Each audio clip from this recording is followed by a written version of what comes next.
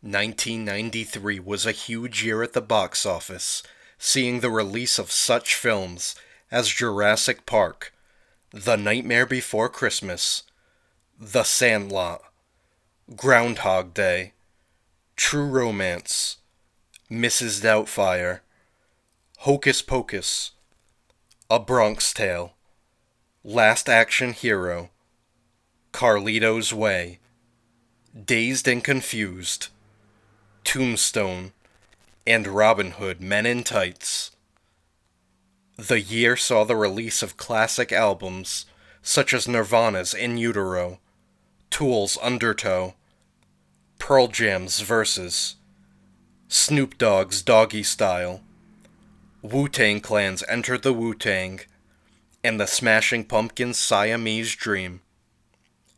On television, we saw the debuts of the Mighty Morphin Power Rangers, Beavis and Butthead, Frasier, Boy Meets World, The X-Files, Animaniacs, The Late Show with David Letterman, NYPD Blue, Star Trek Deep Space Nine, Bill Nye the Science Guy, Late Night with Conan O'Brien, and Walker, Texas Ranger.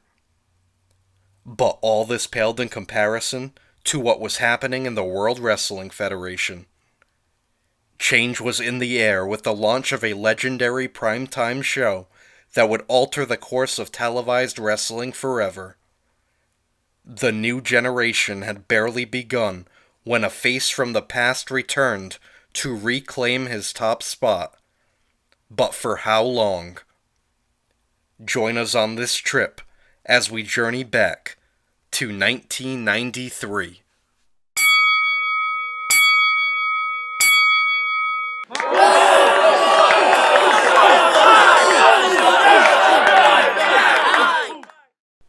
The next step in the WWF's evolution occurred on January 11th. Monday Night Raw aired live from the Manhattan Center on the USA Network. As Sean Mooney introduced the fans to the show from outside the arena, Bobby the Brain Heenan made his arrival. Mooney informed him that the show was sold out and Heenan wasn't on the guest list. Inside, Vince McMahon, Macho Man Randy Savage, and comedian Rob Bartlett handled the announcing. Heenan repeatedly tried to enter the building, disguising himself as Bartlett's rabbi as well as his grandmother. Upon every attempt, Heenan was foiled. Nature Boy Ric Flair and Mr. Perfect were at each other's throats on the January 18th Monday Night Raw. By the end of the night, Flair challenged Perfect to put his career on the line. The match took place the following week and was an absolute classic. In the end, Perfect executed a perfect plex and pinned Flair for the victory. Per stipulation, Flair's time in the WWF had come to an end. The WWF lost a true legend with the passing of Andre the Giant. A 10-bell salute was held in his honor on the February 2nd Monday Night Raw. An announcement was made on the March 29th March to WrestleMania special of the creation of the WWF Hall of Fame. The first inductee was Andre the Giant. WWF Intercontinental Champion, the Heartbreak Kid Shawn Michaels, began his year feuding with former partner Marty Jannetty. The two squared off at the January 24th Royal Rumble in an excellent bout. Standing ringside was Sensational Sherry, who stood in a neutral corner. Sherry would get involved, swinging her shoe at Michaels. Michaels moved, and the shoe knocked out Jannetty. While Michaels was declared the winner, the brawling continued backstage. Sherry was irate, knowing Jannetty's loss was her fault. As the dust settled on one feud, Michaels found his way into another. On the February 22nd Monday Night Raw, Michaels teamed with the Beverly Brothers to face Tatanka and the Nasty Boys. It was a competitive bout, with Tatanka scoring the pinfall on Michaels. Because of this, Tatanka earned a shot at the WWF Intercontinental Championship. That shot came at WrestleMania 9, with champion Michaels planning to one-up the undefeated Tatanka. Accompanying the Heartbreak Kid was the debuting Luna Vachon. Tatanka came prepared, accompanied by Sensational Sherry. Michaels would ultimately get counted out, retreating up the aisle to retain his championship. Meanwhile, Luna got her hands on Sherry, attacking her from behind. Sensational Sherry gained revenge on the April 12th Monday Night Raw. Sherry attacked Luna, ripping at her clothes and beating her up in the crowd in one of the wilder moments of the year. But Sherry found herself in hotter water on the April 24th Superstars. She found herself in a confrontation with an angry Bam Bam Bigelow. Tatanka ran to Sherry's aid before things got out of hand. This led to friction between Tatanka and Bigelow. Later in the broadcast, Bigelow attacked Tatanka backstage and cut a lock of his hair. Sherry called out Luna on the May 31st Monday Night Raw, leading to another wild brawl. Bigelow made his way to the ring, restraining Sherry and allowing Luna to get some shots in. Tatanka ran in for the save, but the damage was already done. This was the last we'd see of Sherry in the WWF. On the June 26th Superstars, Bigelow announced that he'd found love. He went on to introduce his main squeeze, Luna Vachon. At the January 24th Royal Rumble, Bobby the Brain Heenan introduced the narcissist Lex Luger. Standing atop a podium and surrounded by mirrors, Luger flexed his muscles and smiled at his reflection. But in one person's eyes, he wasn't perfect. Mr. Perfect and Lex Luger faced off at WrestleMania 9. Luger managed to score the pinfall, despite Perfect's foot clearly under the ropes. After arguing with the referee, Perfect chased Luger backstage. Waiting nearby was WWF Intercontinental Champion, the Heartbreak Kid Shawn Michaels. Michaels attacked Perfect and aided Luger in a beatdown. Perfect waited for the perfect opportunity at revenge, which was the May 10th Monday Night Raw. Michaels made his way into the Manhattan Center when he was suddenly ambushed by Perfect. An insane brawl broke out, with Perfect throwing Michaels through the windshield of Howard Finkel's car.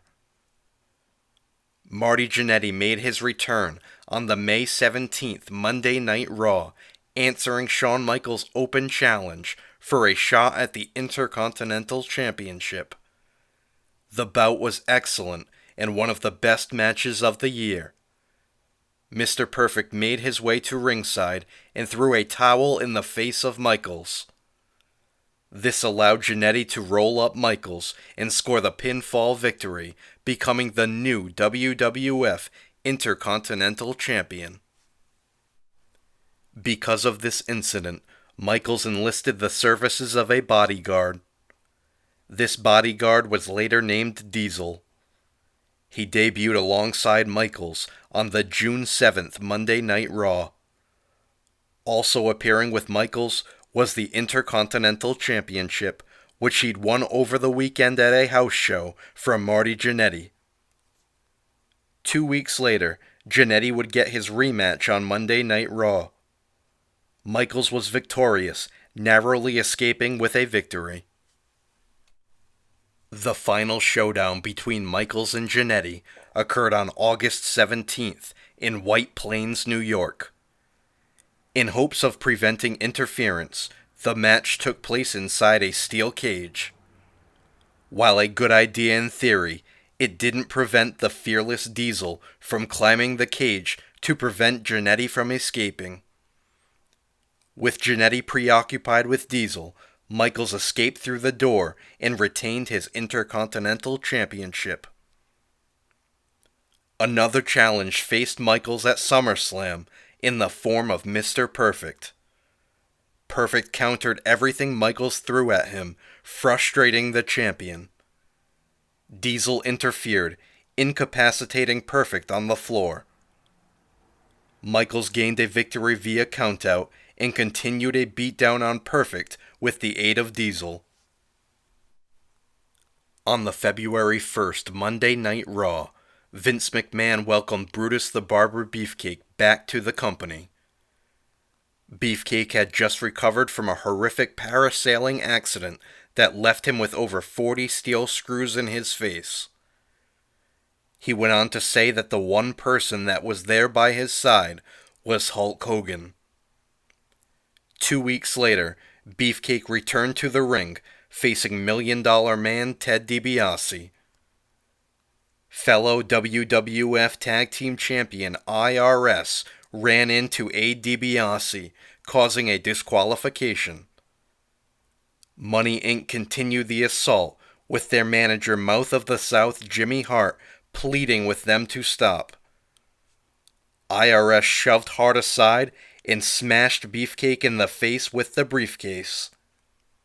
Beefcake writhed in pain, clutching his face and eventually being stretchered away. The following week, Vince McMahon interviewed an injured Beefcake. But the Barber had some backup in the form of Jimmy Hart and the returning Hulk Hogan. Together, they formed the Mega Maniacs and challenged WWF Tag Team Champions Money Inc. to a match at WrestleMania 9. On the March 1st Monday Night Raw, Money Inc. accepted the challenge. WrestleMania 9 came, with Beefcake sporting a red and yellow titanium mask and Hogan sporting a black eye. Despite this, the Mega Maniacs laid a beatdown on Money Inc., causing them to retreat up the aisle. The referee informed ring announcer Howard Finkel that if Money Inc. didn't return to the ring, they'd be stripped of the tag team championships. They returned, and used underhanded tactics to gain the advantage.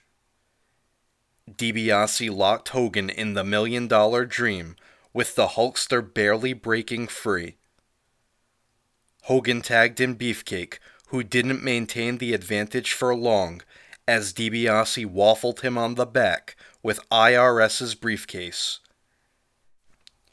DiBiase ripped off Beefcake's mask, exposing his surgically repaired face. Money Inc. took turns punching Beefcake in the face, but the Barber battled back. He locked IRS in a sleeper hold, only for DiBiase to attack from behind and take out the referee in the process. The Mega Maniacs took down Money Inc. and covered them for stereo pinfall attempts.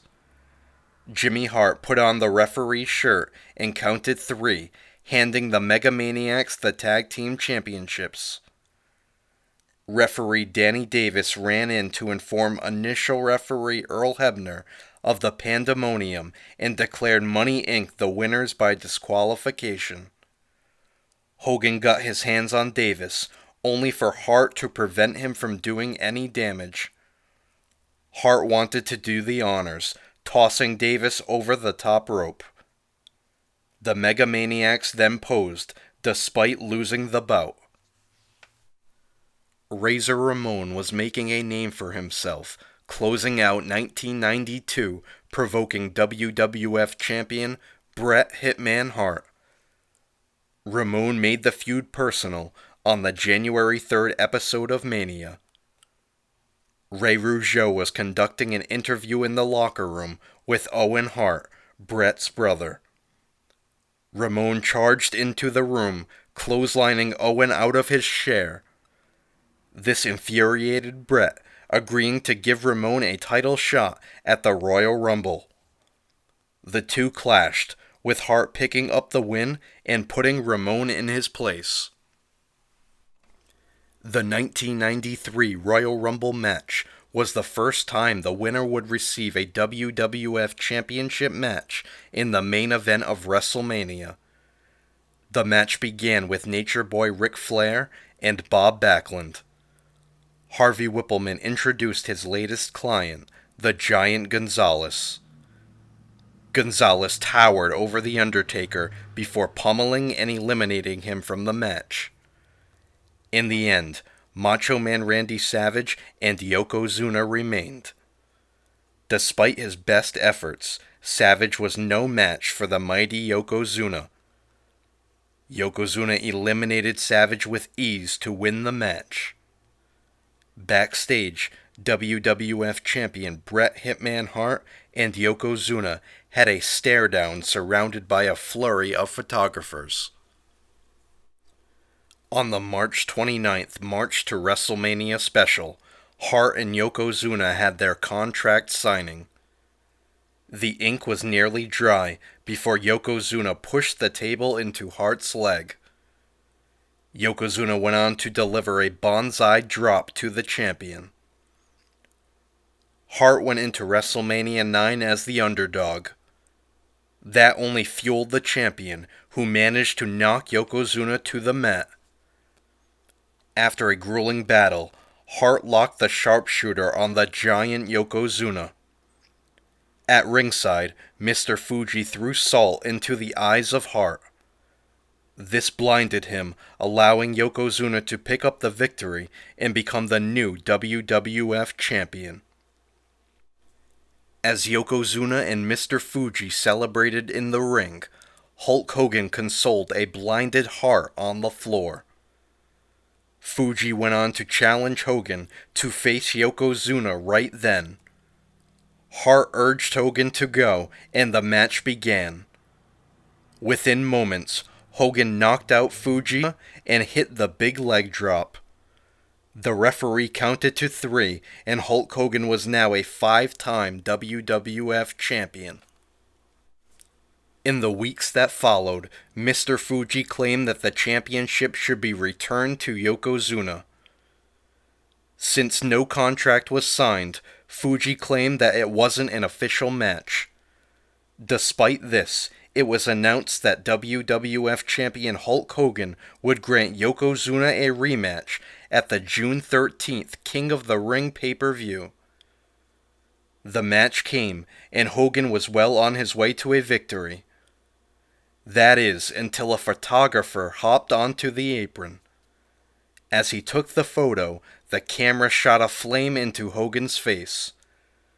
This allowed Yokozuna to secure a victory and become a 2-time WWF champion. This was Hogan's final televised appearance with the WWF for almost a decade. One of the biggest upsets in the history of wrestling occurred on the May 17th Monday Night Raw. Razor Ramon faced the Lightning Kid, an enhancement talent.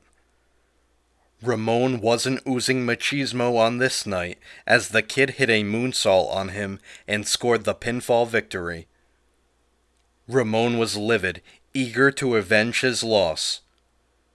For the next few weeks, Ramon made big money offers to the Kid. The Kid would reluctantly turn the deals down. As the purse grew to $10,000, the Kid agreed to a rematch. On the June 21st Monday Night Raw, Ramon faced the man now known as the 1-2-3 Kid. Before things really got underway, the Kid stole the bag of money, storming to a waiting vehicle and speeding off. Ramon was once again embarrassed. Money Inc. was looking for a bodyguard, with Razor Ramon in mind for the position. They confronted the bad guy on the July 19th Monday Night Raw, and he was less than receptive. Ramon said that he'd never take DiBiase's money, causing a rousing ovation from the fans. Money Inc. talked a big game, but Ramon made quick work of them, clearing the ring. On the August 1st Wrestling Challenge, DiBiase competed against the 1-2-3 Kid. Ramon strolled to ringside, which sent DiBiase into an uproar. This allowed the Kid to roll up DiBiase and score a win. In turn, he earned Ramon's respect. Ramon and DiBiase collided at SummerSlam on August 30th. DiBiase was up to his usual tricks, removing one of the turnbuckle pads behind the referee's back. It backfired, with Ramon reversing an Irish whip, sending DiBiase into the steel turnbuckle. Ramon saw the opportunity to hit his signature Razor's Edge and pick up a big victory. This would be the end of the in-ring career of the $1 Million Man, Ted DiBiase. On the September 27th Monday Night Raw, President Jack Tunney announced that he was stripping the Heartbreak Kid of the WWF Intercontinental Championship. A 20-man battle royal would take place the following week, with the final two competitors competing for the vacant championship. The battle royal came down to the bad guy Razor Ramon and the model Rick Martel. The two squared off on the October 11th Monday Night Raw. This was a shining moment for Ramon, who won the match with a Razor's Edge. The following week on Monday Night Raw, viewers were asked to call a 900 number and answer a question. Should WWF President Jack Tunney reinstate Shawn Michaels? The fans spoke, with 64% saying no.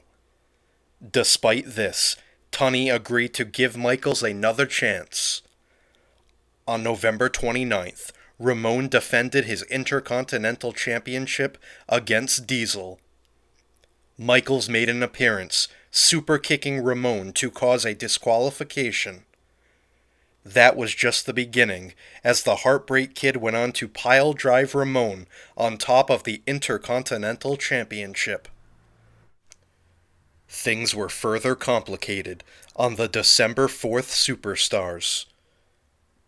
In one of only 2 editions of Rio's Roundup, Rio Rogers, played by Bruce Pritchard, interviewed Shawn Michaels. Michaels appeared with his Intercontinental Championship, proclaiming that Ramon was a fraud.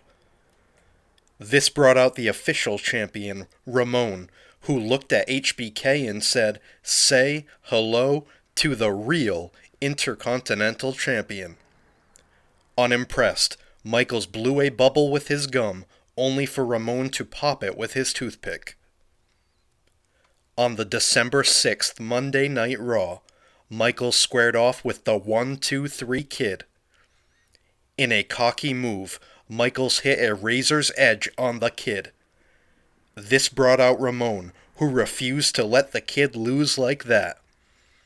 Michaels slapped Ramon, with the bad guy chasing the Heartbreak Kid up the aisle. Before Ramon could run through the entrance curtain, he ran right into the fist of Diesel. Michaels went on to deliver a Razor's Edge to Ramon on the concrete floor. A vignette aired on the April 26th Monday Night Raw, featuring x-rays of the narcissist Lex Luger's elbow. In it were steel plates, which caused serious damage to an unsuspecting opponent. WWF President Jack Tunney forced Luger to wear an elbow pad, which he'd often pull down behind the referee's back and clobber his opponent. On the June 28th Monday Night Raw, WWF World Champion Yokozuna and Mr. Fuji were interviewed by Vince McMahon at ringside. Fuji issued a challenge to any American athlete to meet them on July 4th aboard the USS Intrepid. Fuji bet that none of them could body slam Yokozuna. Superstars and NFL players all tried at the body slam challenge. Unfortunately, none were victorious in slamming the mighty Yokozuna. Just as everyone had lost hope, a helicopter landed atop the USS Intrepid. Out came Lex Luger, who confidently walked into the ring and stared the champion in the eyes. Incredibly, Luger proceeded to body slam the near 600-pound champion. The crowd cheered on their new hero, the All-American Lex Luger. Meanwhile, Fuji claimed that Luger merely hip-tossed Yokozuna. Luger went on to drive around the country aboard the Lex Express, stopping in various cities.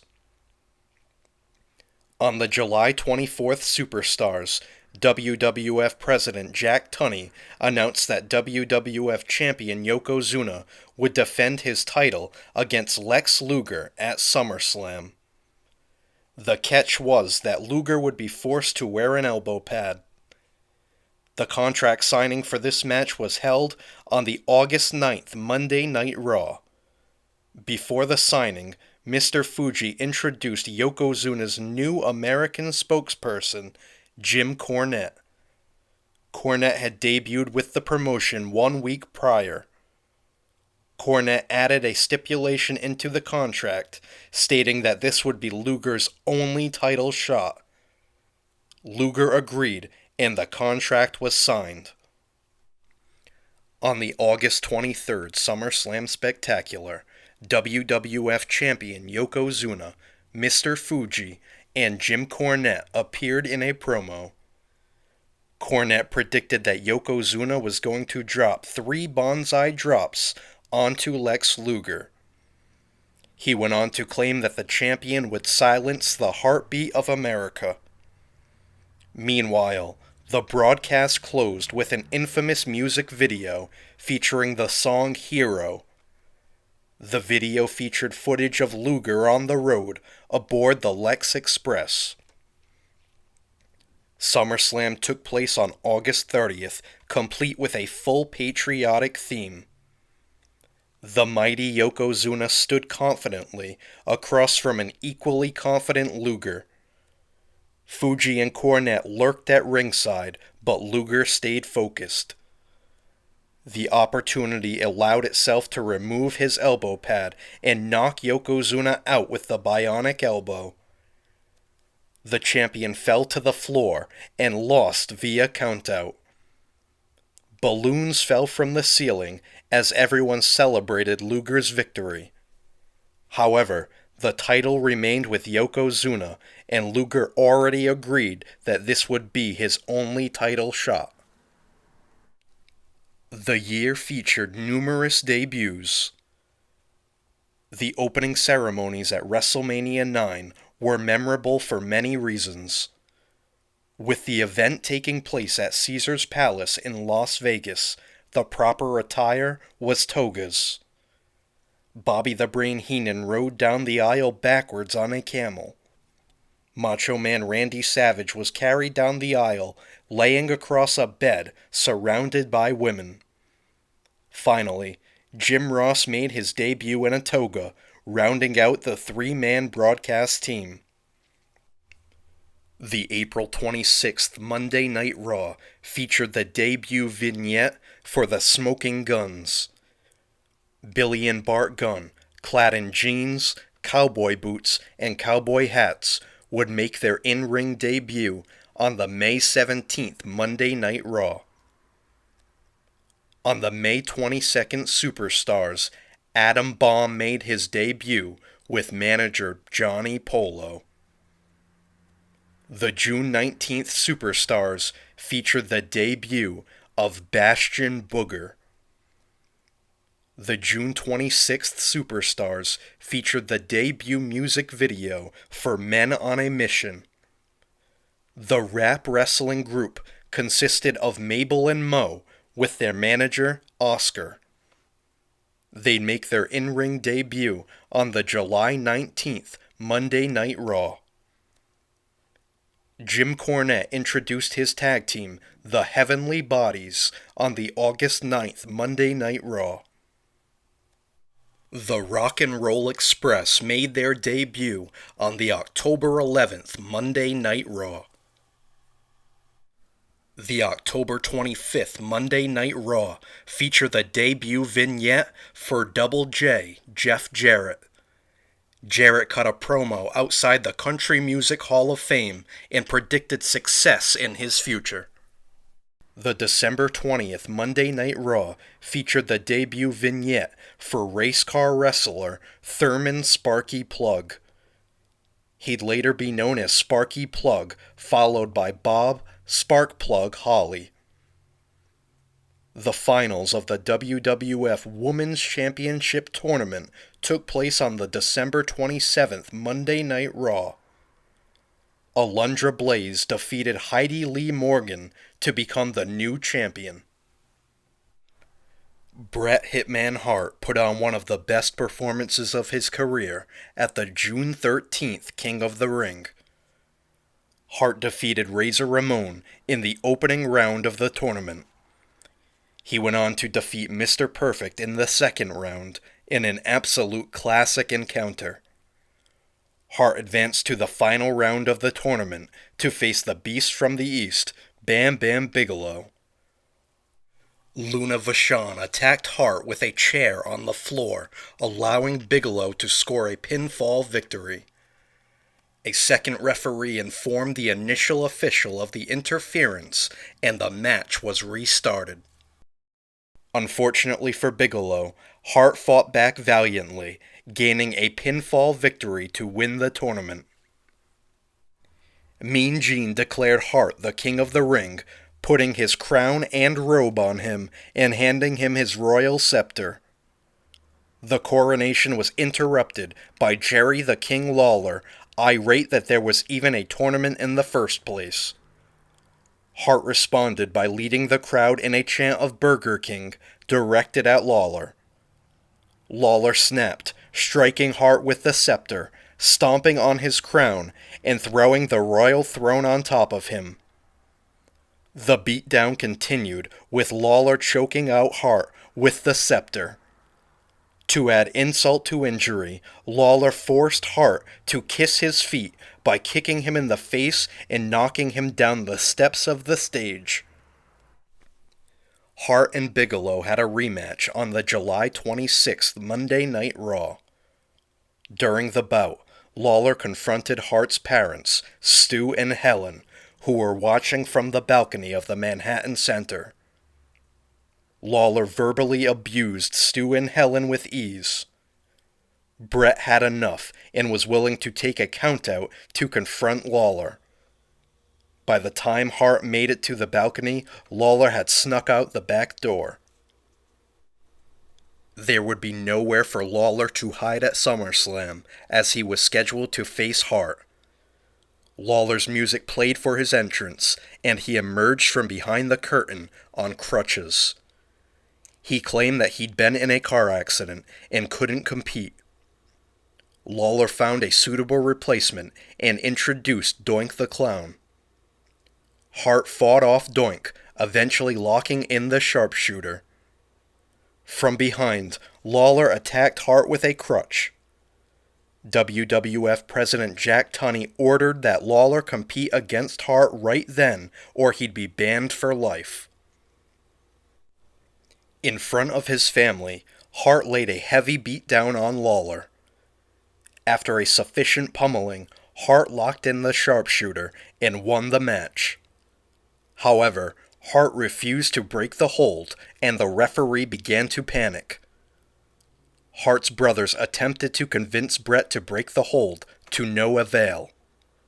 With all options exhausted, the referee reversed the decision, awarding the match to Lawler. A huge announcement was made on the June 26th Superstars. The Steiner brothers defeated Money Inc. at a house show to become the new WWF Tag Team Champions. Money Inc. would get their rematch on the August 23rd SummerSlam Spectacular inside of a steel cage. In a heart-pounding finale, IRS and Scott Steiner climbed down the cage simultaneously. As IRS was about to drop to the floor for victory, Rick Steiner caught him on his shoulders. This allowed Scott to drop to the floor for the victory. The Steiners went on to defeat the Heavenly Bodies at SummerSlam. Meanwhile, a new team debuted in July that was quickly rising in the ranks. They were known as the Quebecers, Jacques and Pierre, and they were managed by Johnny Polo. On the September 13th Monday Night Raw, the Steiners defended their titles against the Quebecers in a Quebec Province rules match. Basically, the rules were made up as the match progressed, always leaning in the Quebecers' favor. Scott got a hold of Polo's hockey stick and attacked Jacques, leading to a disqualification. Per Quebec Province rules, the championships changed hands on disqualification. Therefore, the Quebecers were crowned the new WWF Tag Team Champions.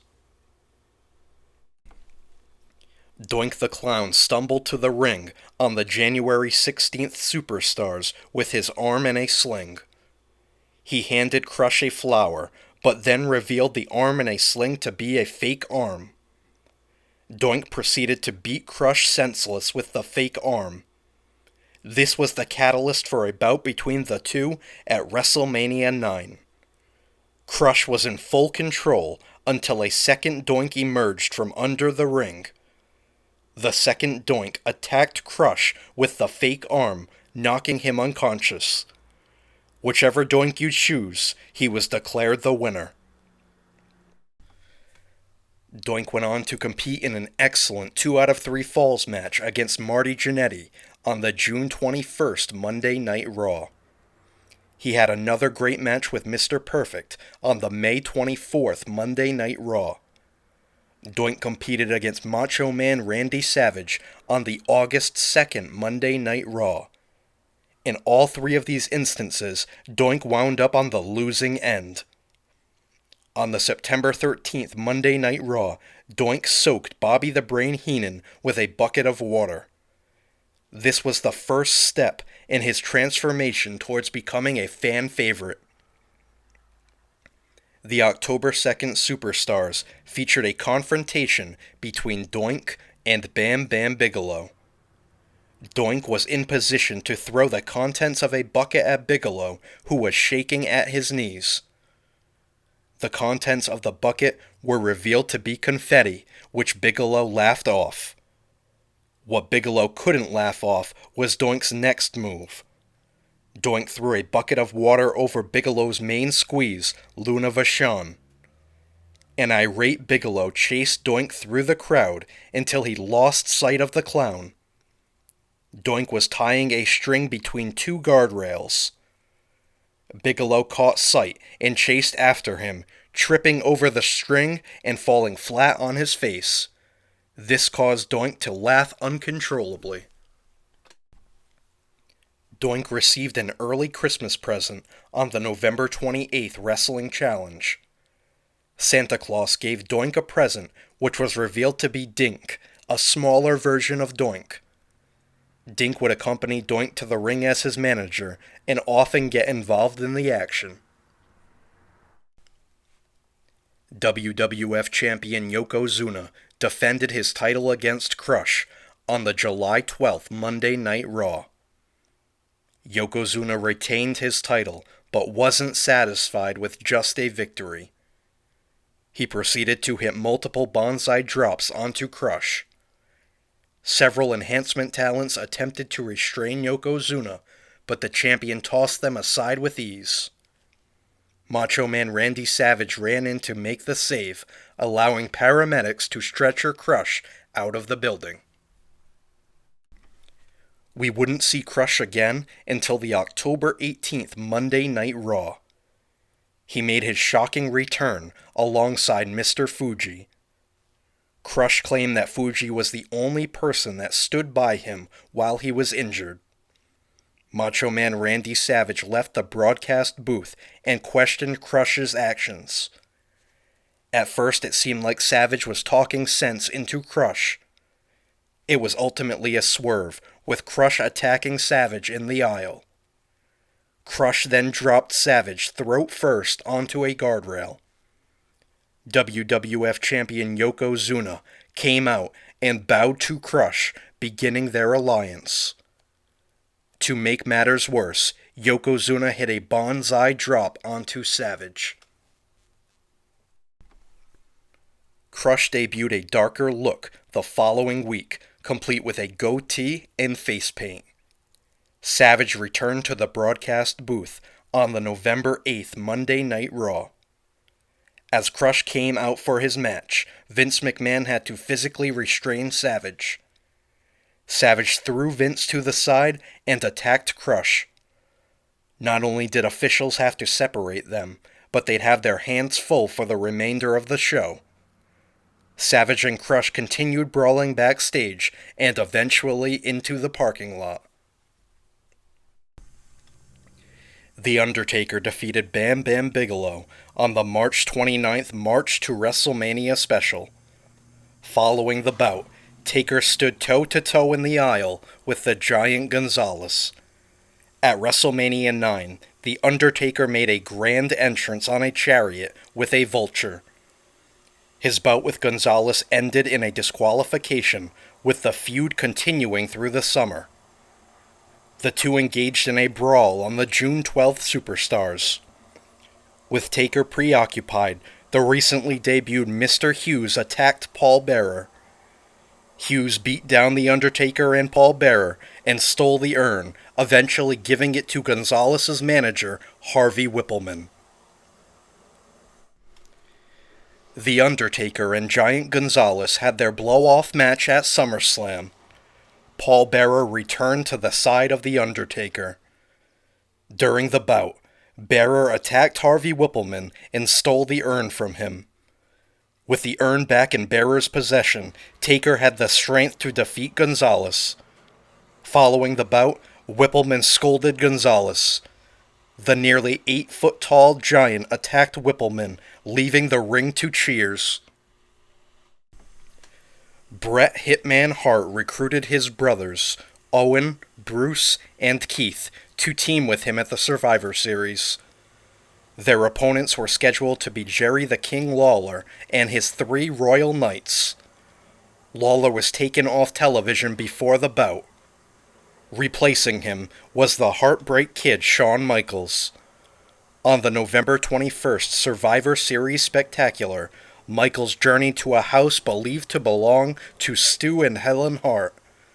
Joining him was Rio Rogers, who hung on Michaels' every word. Michaels proceeded to mock the older couple, who were hired to portray the parents of the Hart brothers.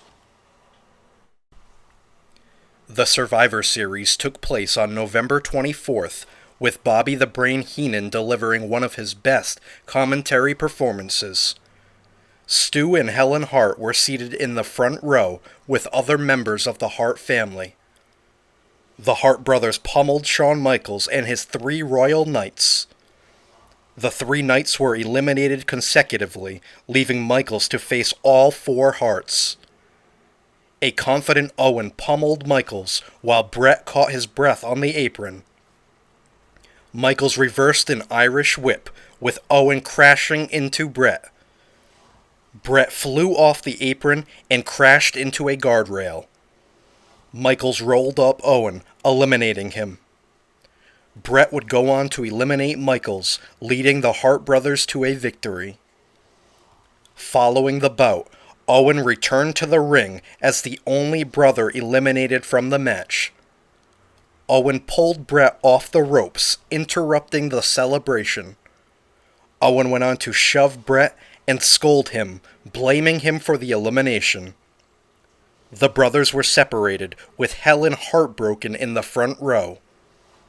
Bret got his revenge on Michaels on December 1st in Utica, New York, inside of a steel cage.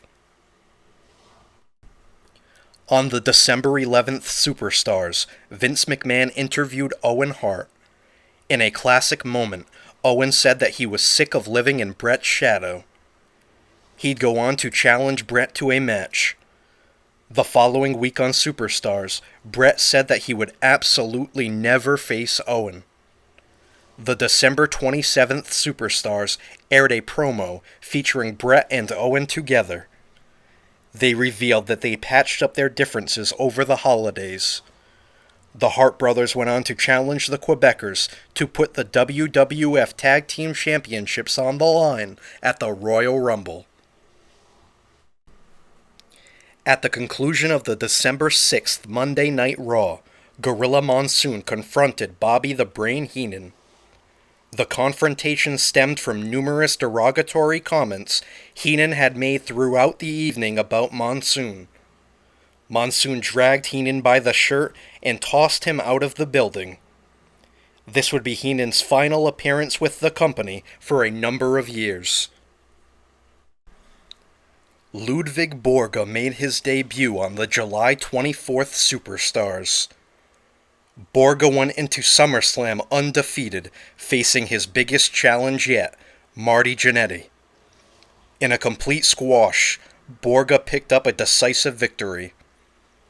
After SummerSlam went off the air, Borga barged into Lex Luger's locker room. The footage aired on the September 13th Monday Night Raw. Borga ran down America and said he'd crush Luger. Luger and Borga had a face-to-face confrontation on the October 11th Monday Night Raw. In true patriotic fashion, Luger said, "America, love it or leave it." The crowd erupted, with Borga retreating, saying he'd fight on his own terms. Borga shifted gears, targeting the undefeated Tatanka in a bout on the October 30th Superstars. Mr. Fuji came to ringside, distracting the referee. This allowed Borga to clobber Tatanka with a chair. The referee turned around to find Borga pinning Tatanka with one finger. In humiliating fashion, Tatanka suffered his first defeat. To add insult to injury, WWF champion Yokozuna hit a bonsai drop onto Tatanka. Survivor Series was on the horizon, and Jim Cornette and Mr. Fuji assembled their team. Revealed on the November 1st Superstars, the team of the Foreign Fanatics consisted of the WWF champion Yokozuna, Ludwig Borga, and WWF Tag Team Champions the Quebecers.